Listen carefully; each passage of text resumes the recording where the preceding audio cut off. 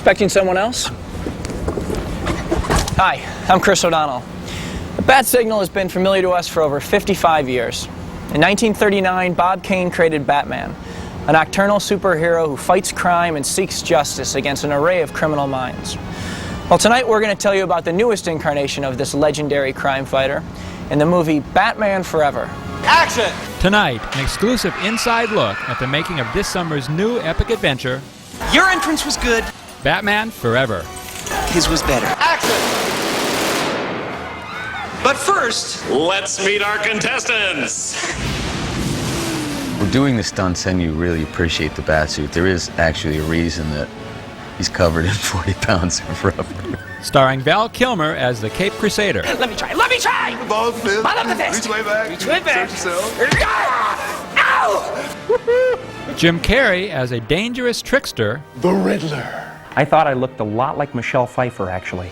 Tommy Lee Jones with a split personality as the villainous Two-Face. We call it massacre under the big top. The pressure doesn't come from the complications of the character, it comes really from the magnitude of the movie. The sets are enormous. Nicole Kidman. I think I'm the first female character in Batman who gets to kiss Batman. Plays a criminal psychologist who falls in love with Bruce Wayne and Batman. I'm a part of this whether you like it or not. And Chris O'Donnell, who as the young acrobat Dick Grayson sees his family murdered, then dons his own mask to become Batman's famous sidekick, Robin. You are better odds. We go behind the scenes with director Joel Schumacher. I wanted to make a living comic book, and this is big. Somebody did something right when they created Batman. Schumacher's bright new vision inspired original sets and locations. When you've got the Batmobile going at 100 miles an hour down Wall Street, that's a pretty big challenge. There's incredible new toys and a redesigned Batmobile. It's a story that began over 50 years ago when Bob Kane created the Batman comic book. He launched a worldwide phenomenon that would lead to blockbuster movies, an amusement park ride, a Batman stunt show, and a merchandising empire. Batmobile is very cool. I'd like to take it home, but I don't think that's going to happen. Tonight's show will be hosted by the actor who co-starred in Son of a Woman and The Three Musketeers, Chris O'Donnell. So, riddle me this. Why is Batman Forever? Now riddle me this. How do you get all these popular actors into one film? Well, tonight I'll give you the answer to that and many more questions. This is an amazing vehicle. Could you imagine being Bruce Wayne, a millionaire playboy superhero, and you get to drive this thing around every day? Well, this Batmobile is very different from anything you've ever seen before.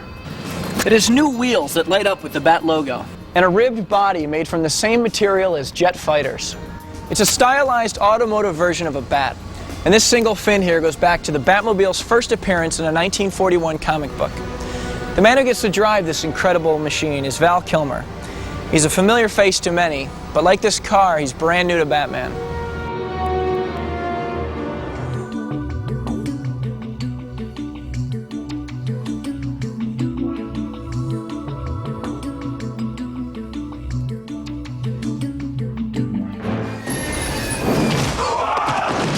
Going down. Action! The one thing I think that's really strong is that he's a human being. There isn't anything bionic, so you can relate to him. He has no problem being Batman. And that's really fun to do. I mean, the character knows what his world is about when he dons the cape, gets in the Batmobile. And then the things that are most fantastical about Bruce Wayne have to do with basic American dream ideals. He's disgustingly wealthy. He's so wealthy it never comes up. He's single.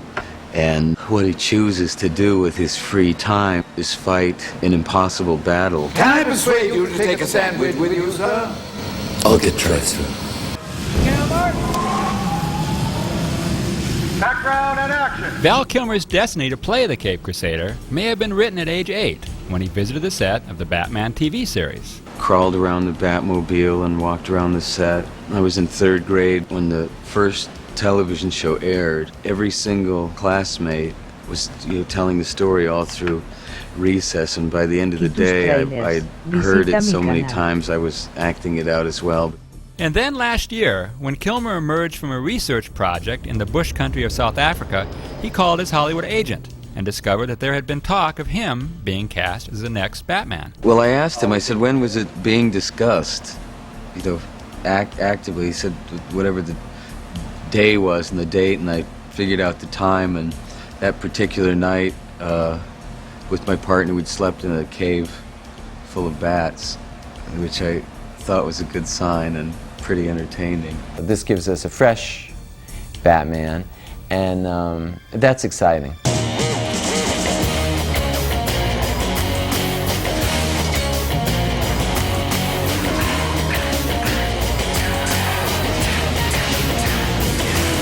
Doing the stunts, and you really appreciate the batsuit. There is actually a reason that he's covered in 40 pounds of rubber. Action! We got it. Yep. Good. Look at that. Oh, it's beautiful. The sparks. So you need no padding. Fell out of the helicopter, you know, bang on the landing pad part of it. So we'll pad it, we'll thing. I'm fine. Action! Action! Action! There it goes. Only when you get hit in the lips. Yeah, it's hot. It's hot in the batsuit. Action!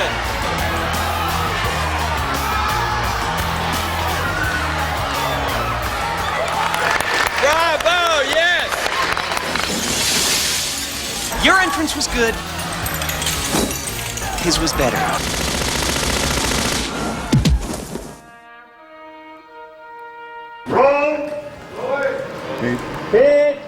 Mark? One of the main themes is identity. Can he have a life without being Batman? His personal story is mirrored in Dick Grayson's story. 2 against 2 are better odds. If we're the same, Bruce, help me. All right, train me. Let me be your partner. Yeah. It's about as cool as it comes. His parents die, and he's consumed with revenge. It's got to go his own way. A friend taught me that. Action! I need a name. Batboy, Nightwing. I don't know. What do you think? What's a good sidekick name? I was trying to think the other day what doesn't happen to him, and the only thing I could come up with is I don't think a hand grenade explodes on him. Other than that, everything. The bat's stubborn refusal to expire is driving us insane! I'm blown up, walked through fire, submerged in water, buried alive, sealed into a bank vault full of acid. My brain is melted. What else happens? The real game begins. That, if you can't tell, is a Riddler. And this cane is one of his favorite weapons. Riddler's bad news for Batman. In fact, he's been tormenting the Caped Crusader since 1948. Though very popular, the Riddler disappeared from the Batman stories for almost 20 years before he resurfaced in 1965. Well, now, thanks to Jim Carrey, the Riddler's back in a very big way. Having become one of the most popular comedic actors in the world, Jim was the perfect choice to play the Prince of Puzzlers.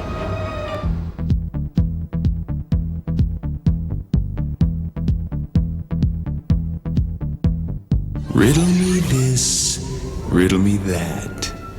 Who's afraid of the big black bat? Do you like when I sit like this? It looks very distinguished, doesn't it? Who the hell are you?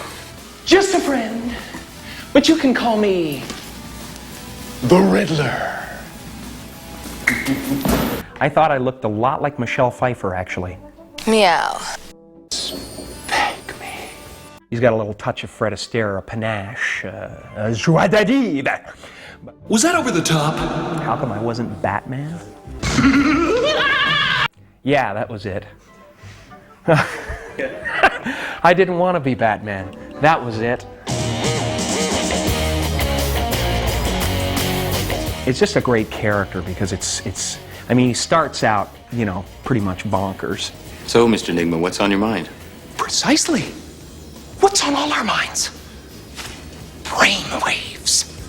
Edward Nygma, who works for Wayne Enterprises, starts out as a techno-nerd genius with plans to be a bigger and greater electronics mogul than Bruce Wayne. Two of a kind! mind! It's about not loving yourself and, you know, seeing somebody who is the guy that you'd love to be and resenting him for it. You were supposed to understand. That begins a story of revenge and jealousy and competition that drive him over the edge, and he becomes the Riddler and a criminal. Surf's up, big kahuna! But it just takes on different forms, and he gets so full of energy and evil power that, you know, you just can't help but love playing that. It's just amazing. Let me demonstrate. The Riddler teams up with Two-Face to mass-produce a devious, mind-controlling invention. It's the ultimate juice master. Basically, it saps the IQ from whoever watches the television that it's hooked up to and redirects the brain waves into Edward Nygma's skull. So he's devouring people's IQ. And so he just becomes a mega intellect, although he's mad. 1, 2, 3, action! With the explosions and stuff, it was me right out there. I mean, there's stuff exploding all around me. I was right out there with the blasts.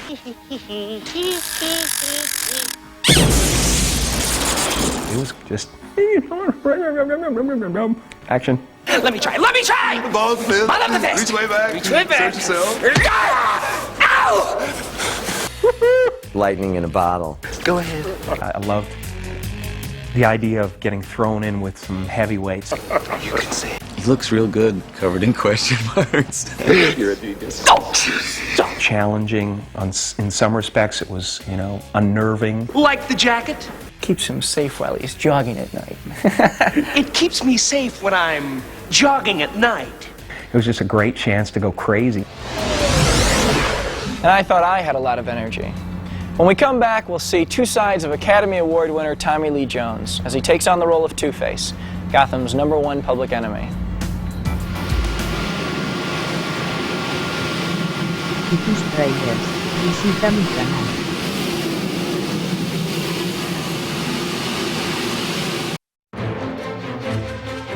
This is no ordinary coin.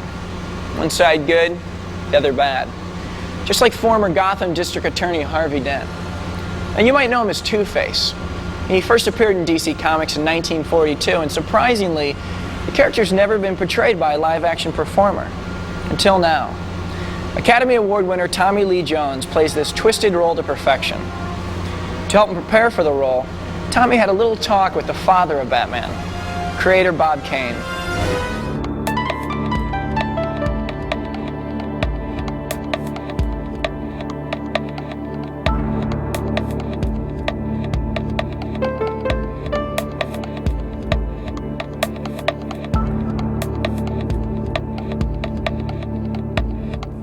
Let's start this party with a bang!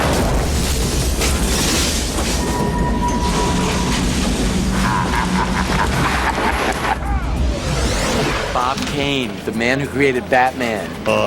Remember, your bird shall have no other wings but that of a bat. Surprisingly, the inspiration for Batman came from the words and drawings of Renaissance artist Leonardo da Vinci. This is Batman's father. At the age of 13, Batman creator Bob Kane came across the Da Vinci designs for a flying machine, and as Kane later said, there it was for me, the Batman. A living legend. I really enjoyed Bob Kane's company, and he was talking about all of his characters, and I said, so Bob, were you in fact thinking of Jekyll and Hyde when you came up with Harvey Two-Face? And he said, brilliant. Roll! Common mark, D mark, A and B common mark. And 1, 2, 3, action! Tommy! The character Harvey Two-Face was formerly known as District Attorney Harvey Dent, a good guy. All righty, boys, welcome our guest. But when a Gotham City crime boss threw acid in Harvey Dent's face, you're gonna make my face fall off. I'm gonna... Dent was transformed into a fearsome public enemy with a psychotic split personality. Blind, stupid, simple, doodah, clueless. Harvey Two-Face is a very complex villain because he is one side good and one side very evil. If the bat wants to play, we'll play! And has to flip a coin to decide which one he's going to be. I will help you solve the greatest riddle of all, the mother of all riddles. Who is Batman? His plan is to kill Batman. Therefore, heads, we accept, and tails, we blow your damn head off. Usually what he tries to do is set a trap for Batman.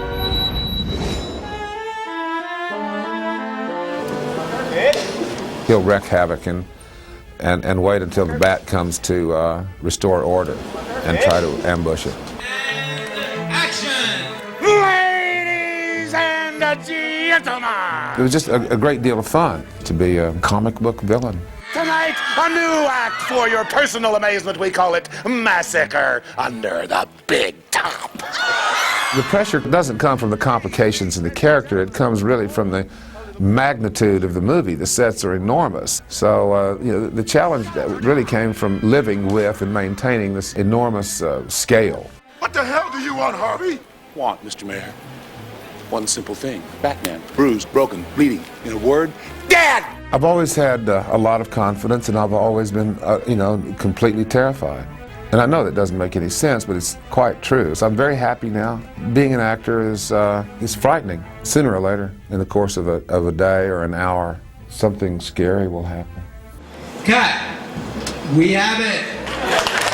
I've never done anything like that before, and it was a new and very happy experience.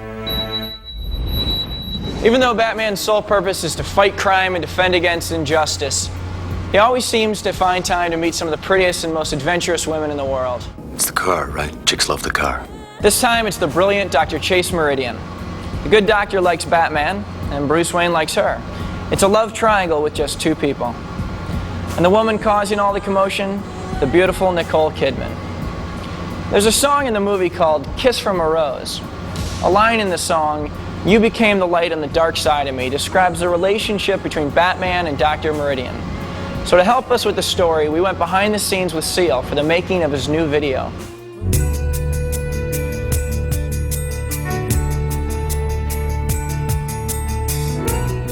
And call me Jane. By the way, do you have a first name or do I just call you Bat? She's a criminal psychologist and who happens to have sort of the perfect hair and the perfect makeup, and it's all just a bit too perfect.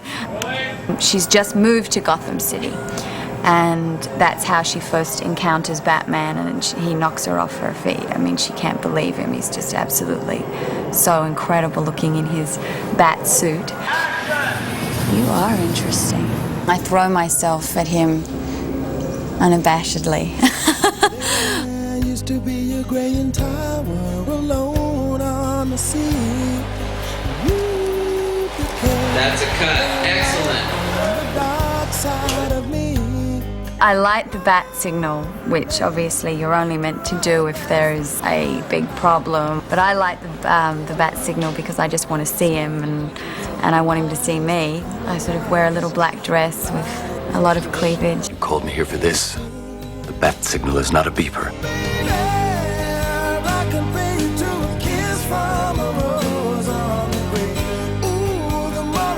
Direct, aren't you? You like strong women. I've done my homework. Batman is attractive because he's lives life on the edge, and he seems to be mysterious, and she doesn't really know about him. So in some ways that's very safe for her because she knows she can never really have him.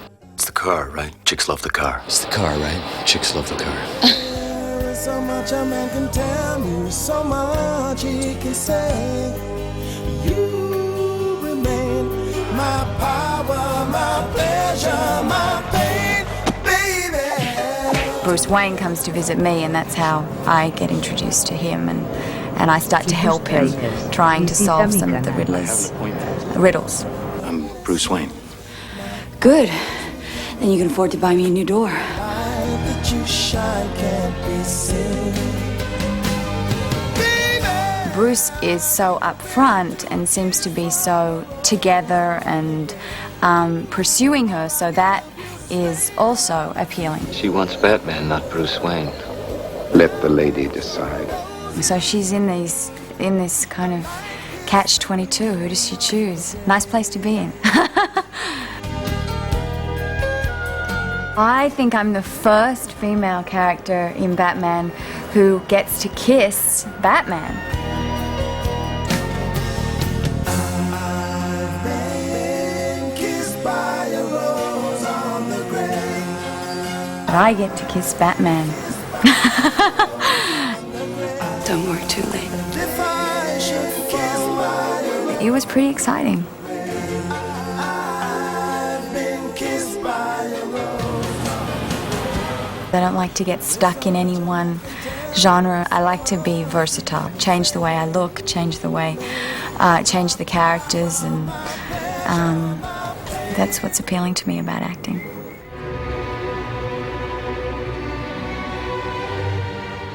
Still haven't figured this thing out yet. This is the Batarang. One of the reasons I was so excited about playing Robin was that I got to play with all the cool Bat gadgets. Along with the new Batmobile, there's the Batboat, the Batwing, and even the appearance of the Bat Sub for the first time, which was totally computer generated. This is the new Bat Grapple Hook. It's seen a lot of action.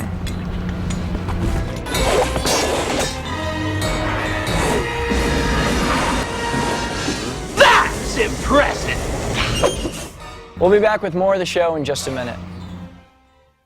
I have to admit, playing a comic book superhero was a pretty cool job. You know, Robin first appeared in Detective Comics in 1940 and has been the source of some controversy since the beginning. Where did Robin come from, and does Batman really need a crime-fighting partner? I think we've put those questions to rest.